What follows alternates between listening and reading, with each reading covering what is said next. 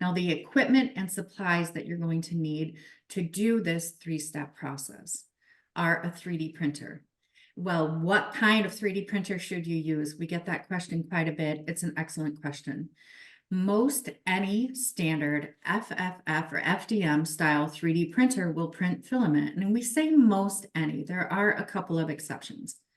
There are a few brands of 3D printers that lock down your material selection. So you can only use their branded material. Obviously, ours won't work in that group.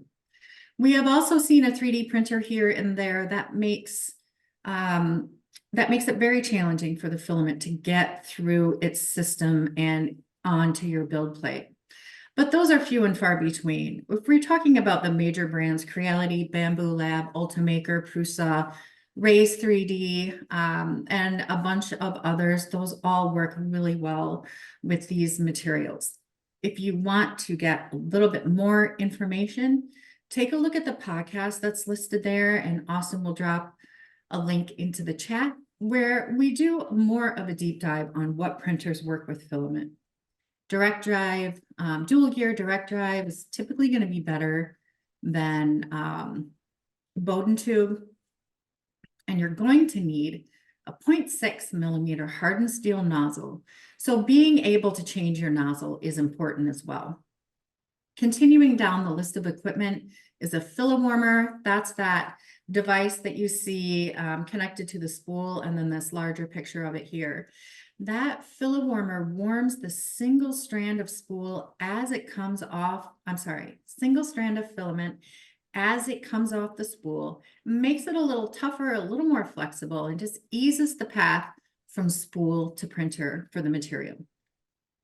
Blue tape is on the list because Filamet can really stick to your build plate. So having some, in this case, it's kind of a release layer to help the filament from sticking to your build plate very hard. In the case of a glass build plate, you would use a glue stick, or no, we have updated it. Austin, tell us a little bit about preparing a glass build plate for filament.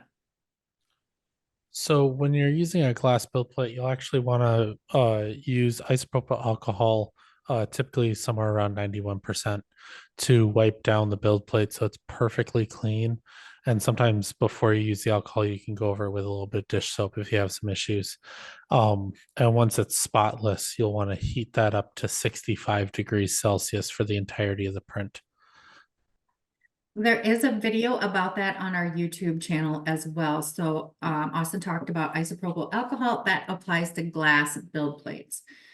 So otherwise, blue painter's tape really does the trick nicely. And then, of course, you need some filament. Now, for the debind and sinter process, the equipment and supplies that you'll need are a kiln, first of all. Now, you can use a regular desktop kiln.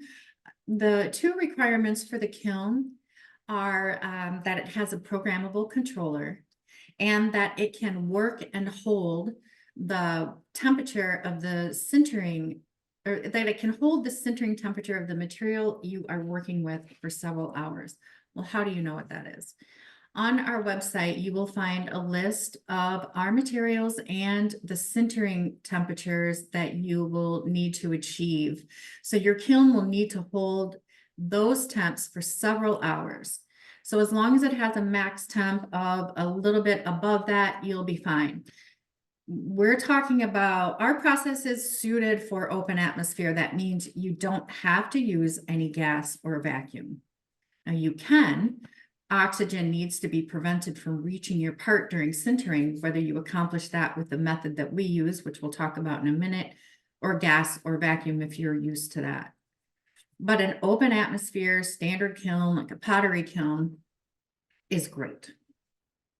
You'll need a crucible, and the crucible is that little white cup that you see in the center there. That crucible is going to hold your part and its support material during the debind and sinter process.